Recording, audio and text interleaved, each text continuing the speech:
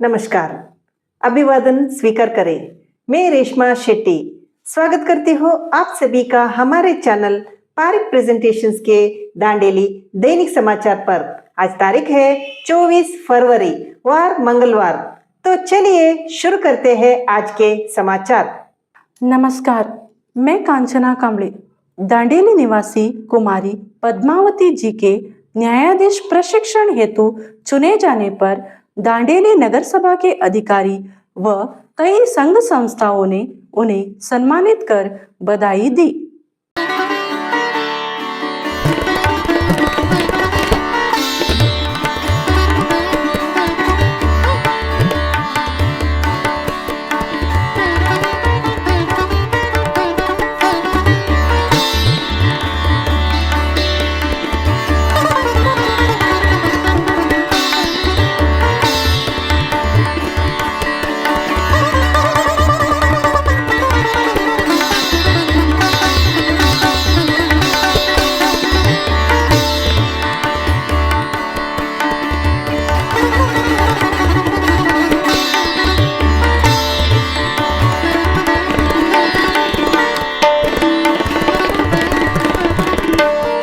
ನಮಸ್ಕಾರ. ಇಂದಿನ ದಿವಸ ನಮ್ಮ ದಾಂಡೇಲಿ ನಿವಾಸಿ ಹಾಗೂ ಹಳ್ಯಾಳದಲ್ಲಿ ವಕೀಲ ವೃತ್ತಿಯನ್ನು ಮಾಡುತ್ತಿರುವ ಹೊಸದಾಗಿ ದಾಂಡೇಲಿ ನಗರದ ಮಹಿಳೆ ಚಿಕ್ಕ ವಯಸ್ಸಿನಲ್ಲೇ ಈ ಒಂದು ನ್ಯಾಯಾಧೀಶರಾಗಿ ಆಯ್ಕೆಯಾಗಿದ್ದಾರೆ. ಅವರಿಗೆ ನಗರಸಭೆ ಸಿಬ್ಬಂದಿಗಳಿಂದ ಹಾಗೂ ಎಲ್ಲ ನಮ್ಮ ಸದಸ್ಯರು ಹಾಗೂ ಎಲ್ಲ ಅಧ್ಯಕ್ಷರು ಹಾಗೂ ಎಲ್ಲ ನಮ್ಮ ವಿವಿಧ ಸಂಘಟನೆಯ ಮುಖಂಡರು ಹಾಗೂ ಎಲ್ಲ ಸದಸ್ಯರಿಂದ ಈ ಒಂದು ಸನ್ಮಾನ ಸಮಾರಂಭವನ್ನು ಇಟ್ಕೊಂಡಿದ್ದೀವಿ. ಆದ್ದರಿಂದ ತಮಗೆಲ್ಲ ಈ ಒಂದು ಕಾರ್ಯಕ್ರಮಕ್ಕೆ ಆಗಮಿಸಿದಂಥ ಕುಮಾರಿ ಪದ್ಮಾವತಿ ಎನ್ ಮಾದಿಗ ಅವರಿಗೆ ನಾನು ತಮ್ಮೆಲ್ಲರ ಪರವಾಗಿ ಸ್ವಾಗತವನ್ನು ಕೋರ್ತಾ ಇದ್ದೀನಿ ಕಾರ್ಯಕ್ರಮ. ಅದೇ ರೀತಿಯಾಗಿ ಈ ಒಂದು ವೇದಿಕೆಗೆ ಆಸನವಿರುವಂಥ ನಮ್ಮ ನಗರಸಭೆಯ ಪೌರಾಯುಕ್ತರಾದಂಥ ವಿವೇಕ್ ಬನ್ನಿ ಸರ್ ಅವ್ರಿಗೂ ನಾನು ಸ್ವಾಗತ ಕೋರ್ತಾ ಇದ್ದೀನಿ. ಹಾಗೆ ಈ ಒಂದು ಕಾರ್ಯಕ್ರಮದಲ್ಲಿ ಉಪಸ್ಥಿತಿರುವ ಎಲ್ಲ ನಮ್ಮ ನಗರಸಭೆಯ ಮಾಜಿ ಅಧ್ಯಕ್ಷರು, ಚೇರ್ಮನ್ರು ಹಾಗೂ ಉಪಾಧ್ಯಕ್ಷರು ಹಾಗೂ ಎಲ್ಲ ಗೌರವಾನ್ವಿತ ಸದಸ್ಯರು ಈ ಒಂದು ಕಾರ್ಯಕ್ರಮಕ್ಕೆ ಆಗಮಿಸಿದರೆ ಅವ್ರಿಗೂ ಸಹಿತ ನಾನು ತಮ್ಮೆಲ್ಲರ ಪರವಾಗಿ ಸ್ವಾಗತ ಕೋರ್ತಾ ಇದ್ದೀನಿ. ಅದೇ ರೀತಿಯಾಗಿ ಈ ಒಂದು ಕಾರ್ಯಕ್ರಮದಲ್ಲಿ ಉಪಸ್ಥಿತಿರುವ ಎಲ್ಲ ವಿವಿಧ ಸಂಘಟನೆಯ ಅಧ್ಯಕ್ಷರು, ಪದಾಧಿಕಾರಿಗಳು ಹಾಗೂ ಸದಸ್ಯರು ಇದ್ದಾರೆ. ಅವ್ರಿಗೂ ಸಹಿತ ನಾನು ಈ ಸಂದರ್ಭದಲ್ಲಿ ಸ್ವಾಗತ ಕೋರ್ತಾ ಇದ್ದೀನಿ. ಅದೇ ರೀತಿಯಾಗಿ ಒಂದು ಕಾರ್ಯಕ್ರಮದಲ್ಲಿ ಉಪಸ್ಥಿತಿರುವ ಎಲ್ಲ ನಮ್ಮ ನಗರಸಭೆಯ ಎಲ್ಲ ಸಿಬ್ಬಂದಿ, ಅಧಿಕಾರಿ ವರ್ಗದವರೆಗೂ ನಾನು ಈ ಸಂದರ್ಭದಲ್ಲಿ ಸ್ವಾಗತ ಕೋರ್ತಾ ಇದ್ದೀನಿ.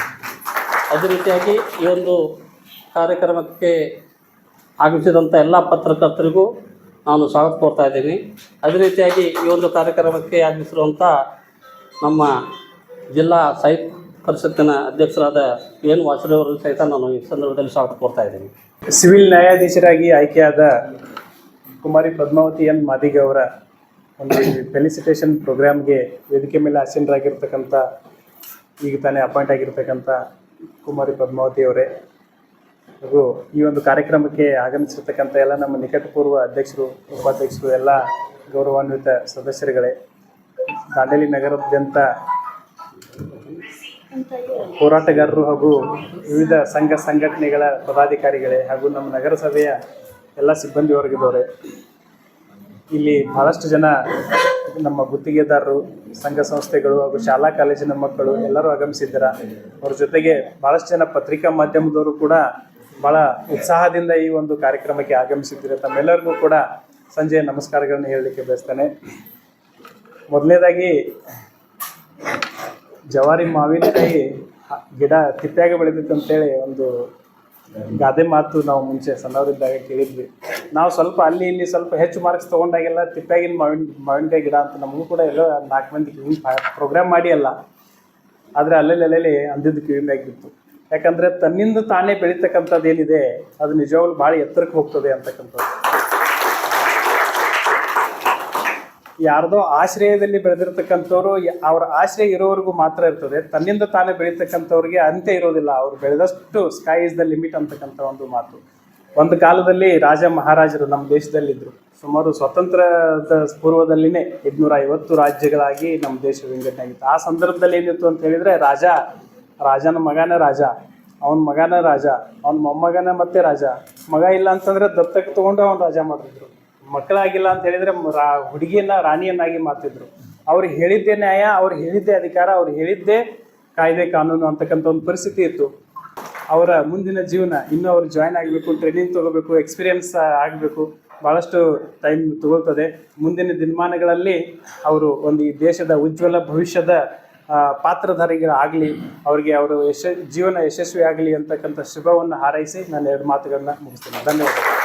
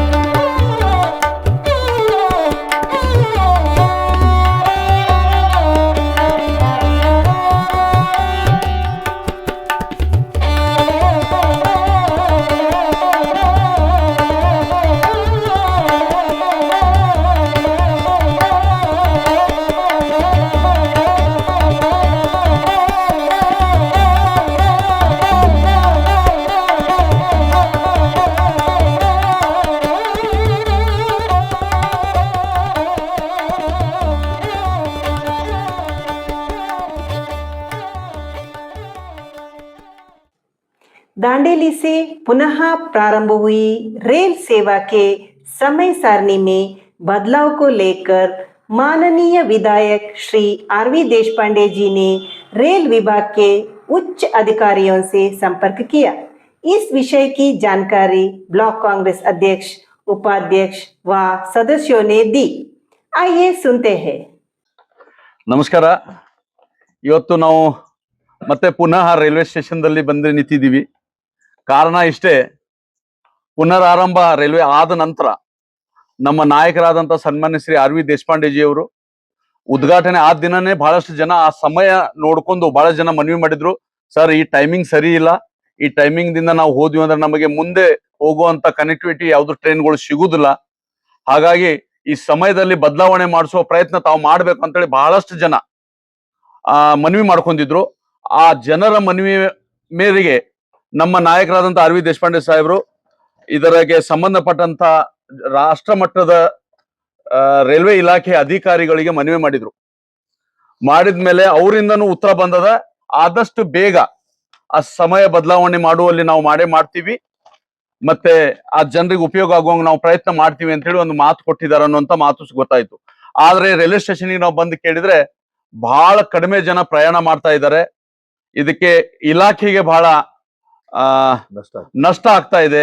ಇದು ಹೀಗೆ ಆದ್ರೆ ಮತ್ತೆ ತೊಂದರೆಗೆ ಆಗ್ಬೋದು ಈ ರೈಲ್ವೆ ಸ್ಟೇಷನ್ ದಲ್ಲಿ ರೈಲ್ವೆ ಬರುವುದು ಅನ್ನುವಂತ ಮಾತು ಇಲಾಖೆ ಡಿಪಾರ್ಟ್ಮೆಂಟ್. ಆದ್ರೆ ನಾ ಇಲಾಖೆಗೆ ಮನವಿ ಮಾಡ್ತೀನಿ, ದಾಂಡೇಲಿ ಜನರು ಬಹಳ ಜನ ಬೆಂಗಳೂರು ಸೈಡ್ಗೆ, ಮುಂಬೈ ಸೈಡ್ಗೆ ಹೋಗೋರು ಬಹಳ ಜನ ಇದ್ದಾರೆ. ಆದ್ರೆ ಇಲ್ಲಿಂದ ಹೋದ ಮೇಲೆ ಅವ್ರಿಗೆ ಕನೆಕ್ಟಿವಿಟಿ ಸಿಗುವಂತ ಟ್ರೈನ್ಗಳು ಎಲ್ಲ ದಾಟಿ ಹೋಗಿರ್ತಾವ. ಮತ್ ಸಂಜೆಗೆ ಬಂದ ಮೇಲೆನೂ ಕೂಡ ಅದು 4:04 ಬರ್ತದೆ, ಇವು ಸಂಜೆ 7:00 ಟ್ರೈನ್ ಬರ್ತದೆ. ಹಾಗಾಗಿ ಜನರಿಗೆ ಆ ಸಂಪರ್ಕ ಲೈನ್ ಸರಿ ಸಿಗ್ತಾ ಇಲ್ಲ. ಜನರ ಮನವಿ ಇಷ್ಟೇ ಇದೆ ಇಲಾಖೆಗೆ ಮತ್ತು ಜನರ ಪರವಾಗಿ ನಾವು ಕೂಡ ಮನವಿ ಮಾಡ್ತೀವಿ. ಸಂಜೆ ಇಲ್ಲಿಂದ ಮುಂಬೈ ಸೈಡ್ ಹೋಗುವಂತ ಟ್ರೈನ್ಗಳು 5 ನಿಮಿಷ ಮುಂಚೆ ನಮ್ಮ ಟ್ರೈನ್ ದಾಂಡೇಲಿಂದ ಅಲ್ಲಿ ಹೋದ್ರೆ ಒಳ್ಳೇದು. ರಾಣಿ ಚೆನ್ನಮ್ಮ ಬೆಂಗಳೂರು ಸೈಡ್ ಹೋಗೋ ಟ್ರೈನಿಗೆ ಒಂದು 5 ನಿಮಿಷ ಮುಂಚೆ ಇಲ್ಲಿನ ಟ್ರೈನ್ ಹೋದ್ರೆ ಒಳ್ಳೇದು. ಅದೇ ರೀತಿ ಬೆಳಿಗ್ಗೆ ಕೂಡ ಆ ಕಡೆಯಿಂದ ಬಂದಂತ ಜನ, ಈಗ ಮೈಸೂರು ಟ್ರೈನ್ ನಲ್ಲಿ ಬಹಳಷ್ಟು ಜನ ಆ ಕಡೆಯಿಂದ ಬಂದವರು ರೈಲ್ವೆ ಸ್ಟೇಷನ್ ಅಳ್ಳವರಿಗೆ ಬರುವ ತಕ್ಷಣ ಒಂದು 2 ನಿಮಿಷ 3 ನಿಮಿಷ ಮುಂಚೆ ದಾಂಡೇಲಿ ಹೊರಡುವ ಟ್ರೈನ್ ಹೊರಡು ಬಿಡ್ತದೆ. ನಿನ್ನೆ ಆಗಿದಂತ ಕತಿ ಒಬ್ಬ ಪ್ಯಾಸೆಂಜರ್ ನನಗೆ ಹೇಳಿದ್ರು, ಅಣ್ಣ ಹಿಂಗಾಯ್ತು, ಕಡೆಗೆ ನಾನು ಅಳ್ಳಾವರದಿಂದ ಹಳಿಯಾಳದಿಂದ ದಾಂಡೇಲಿಗೆ 2 ಬಸ್ ಚೇಂಜ್ ಮಾಡಿ ಬರುವುದ ಪರಿಸ್ಥಿತಿ ಆಯ್ತು ಅಂತ ಹೇಳ್ತಾ ಇದ್ದಾರೆ. ಇದು ಜನರ ನೋವು ಕೂಡ ಹೌದು. ನಾನು ಇದರ ಮುಖಾಂತರ ಇಲಾಖೆಗೆ ಒಂದು ಮನವಿ ಮಾಡ್ತೇನೆ, ಆದಷ್ಟು ಬೇಗ ನಮ್ಮ ನಾಯಕರು ಆರ್ ವಿ ದೇಶಪಾಂಡೆ ಅವರು ಪೂರ್ಣ ಪ್ರಯತ್ನ ಮಾಡಿದ್ದಾರೆ, ಪತ್ರ ವ್ಯವಹಾರ ಕೂಡ ಮಾಡಿದ್ದಾರೆ. ನಾವು ಮನವಿ ಮಾಡ್ಕೊತಾ ಇದೀವಿ, ಒಂದೇ ಆದಷ್ಟು ಬೇಗ ಸಮಯದಲ್ಲಿ ಬದಲಾವಣೆ ಮಾಡಿ ಜನರಿಗೆ ಅವಕಾಶ ಮಾಡಿ ಕೊಡ್ಬೇಕಂತ ಕೇಳ್ತೀನಿ. ಇದ್ರ ಜೊತೆಯಲ್ಲಿ ಇಲ್ಲೇ ಒಂದು ಟಿಕೆಟ್ ಕೌಂಟರ್ ಮಾಡಿದ್ರೆ ಬಹಳ ಒಳ್ಳೇದು.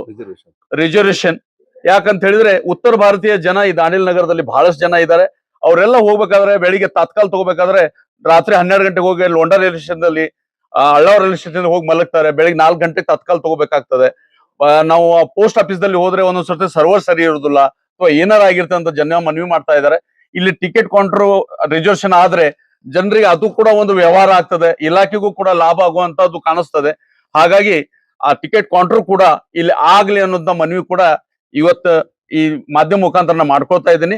ಜನರಿಗೆ ತಾವು ಈ ಟ್ರೈನ್ ಅನ್ನ ಚಾಲೂ ಮಾಡಿದಿರಿ, ಜನರಿಗೋಸ್ಕರ ತಾವು ಸಮಯ ಕೂಡ ಬದಲಾವಣೆ ಮಾಡಿ ಜನರಿಗೆ ಅನುಕೂಲ ಮಾಡಿಕೊಡ್ಬೇಕಾಗಿ ವಿನಂತಿ ಮಾಡ್ಕೊಳ್ತೀನಿ. ನಮ್ಮ ನಾಯಕರು ಈ ತರ ಪ್ರಯತ್ನ ಸತತ ಮಾಡ್ತಾ ಇದ್ದಾರೆ, ಆದಷ್ಟು ಬೇಗ ಆಗ್ಬೋದು ಅಂತ ಭರವಸೆಯೂ ಕೂಡ ಇದೆ. ಧನ್ಯವಾದಗಳು.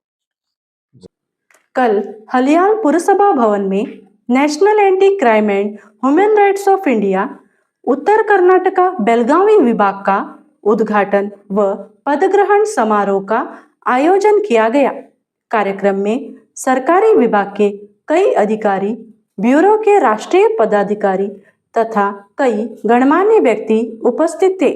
समारोह श्रीमती रेणुका बंधन जी की देखरेख में संपन्न हुआ।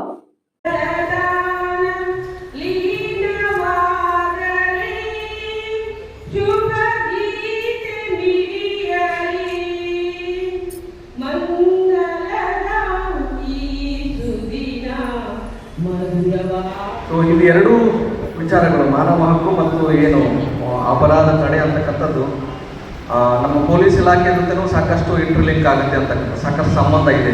ನಾವೆಲ್ಲ ಪ್ರತಿ ದಿವಸ ಕೆಲಸ ಮಾಡ್ತಕ್ಕಂಥದ್ದು ಅಪರಾಧ ತಡಿಲಿಕ್ಕೆ, ಮಾನವ ಹಕ್ಕುಗಳನ್ನು ರಕ್ಷಣೆ ಮಾಡಲಿಕ್ಕೆ. ಇದೆರಡೂ ನಮ್ಮ ಇಲಾಖೆಯ ಜೊತೆ ಅವಿನಾಭಾವ ಸಂಬಂಧವನ್ನು ಹೊಂದಿರತಕ್ಕಂತಹ ವಿಚಾರ.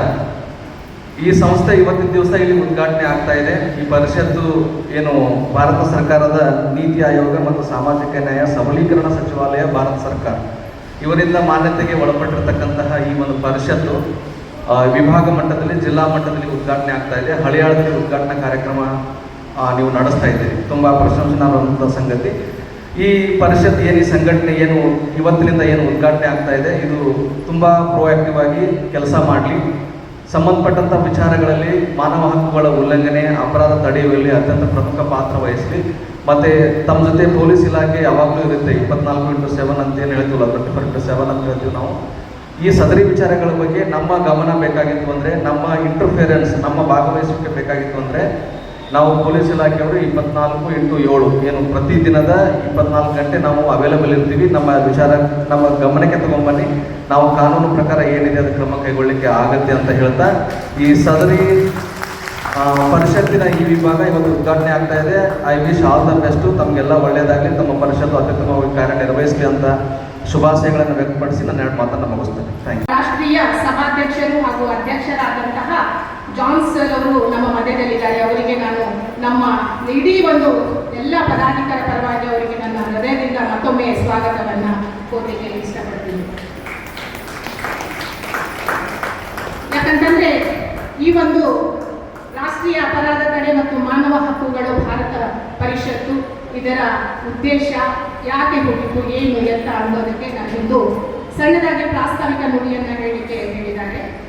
ಸೊ ಹಾಗಾಗಿ ರಾಷ್ಟ್ರೀಯ ಅಪರಾಧ ತಡೆ ಮತ್ತು ಮಾನವ ಹಕ್ಕುಗಳ ಭಾರತ ಪರಿಷತ್ತು ಸಂಸ್ಥೆ 2012ರಲ್ಲಿ ಸ್ಥಾಪನೆಯಾಗಿದ್ದು, ತಡೆ ಮತ್ತು ಮಾನವ ಹಕ್ಕುಗಳ ಭಾರತ ಪರಿಷತ್ತು ಈ ಒಂದು ಸಂಸ್ಥೆ ಸುಮಾರು 16 ರಾಜ್ಯಗಳಲ್ಲಿ ಭಾರತ ಸರ್ಕಾರದ ನೀತಿ ಆಯೋಗದ ಅಡಿಯಲ್ಲಿ ಹಾಗೂ ಸಾಮಾಜಿಕ ನ್ಯಾಯ ಮತ್ತು ಸಬಲೀಕರಣ ಸಚಿವಾಲಯದಿಂದ ಅಧಿಕೃತವಾಗಿ ನೋಂದಣಿಯ ಪಡೆದು ಭಾರತದ ದೇಶಾದ್ಯಂತ ಸುಮಾರು 16 ರಾಜ್ಯಗಳಲ್ಲಿ ಸಮಿತಿಗಳನ್ನು ರಚಿಸಿ ಸದಸ್ಯರನ್ನು ನೇಮಿಸಿ ಆ ಸದಸ್ಯರಿಗೆ ಹುದ್ದೆಗಳನ್ನು ನೀಡಿ ಸಮಾಜದಲ್ಲಿ ನಡೆಯುತ್ತಿರುವ ಅನ್ಯಾಯ, ಅಕ್ರಮ, ದೌರ್ಜನ್ಯಗಳಿಗೆ ಕಡಿವಾಣ ಹಾಕುವ ಕೆಲಸಗಳನ್ನು ಮಾಡಿಕೊಂಡು ಮಾನವ ಹಕ್ಕುಗಳ ಬಗ್ಗೆ ಅರಿವು ಹಾಗೂ ಜನರಲ್ಲಿ ಜಾಗೃತಿ ಮೂಡಿಸುವ ಮತ್ತು ಸಮಾಜ ಸೇವೆಯಲ್ಲಿ ನಮ್ಮ ಮೂಡಿಸುವಂಥ ಕೆಲಸವನ್ನು ನಮ್ಮ ಸಂಸ್ಥೆ ಈ ಒಂದು ಸೇವೆಯನ್ನು ಮಾಡ್ತಾ ಬರ್ತಾ ಇದೆ. कल हमने आपसे जो सवाल पूछा था उसका सही जवाब है गुड़गांव। कमेंट्स में जवाब देने वाले हैं बशीर दुंसी कुंदापुर, गायत्री नीलेश पाटिल, अंजलि बांदेकर, गणपति क्षीरसागर, सना, निंगराज मोदगी, देवानंद सडेकर, चंदक्का, इशिता निखिल कामत कनाडा से, प्रवीण मिश्रा, मुख्तियार सामरानी, महेंद्र सिंह सोलंकी, शैला सुतार, बसवराज कटगेरी, शंकर पाटिल और योगेश कदम। आज का सवाल, मृत्यु की नदी किस नदी को कहा जाता है? कमेंट्स में जरूर बताइए। अंत तक हमसे जुड़े रहने के लिए धन्यवाद। कल फिर मुलाकात होगी हमारी इसी चैनल पारिक प्रेजेंटेशंस पर। स्वस्थ रहो, मस्त रहो।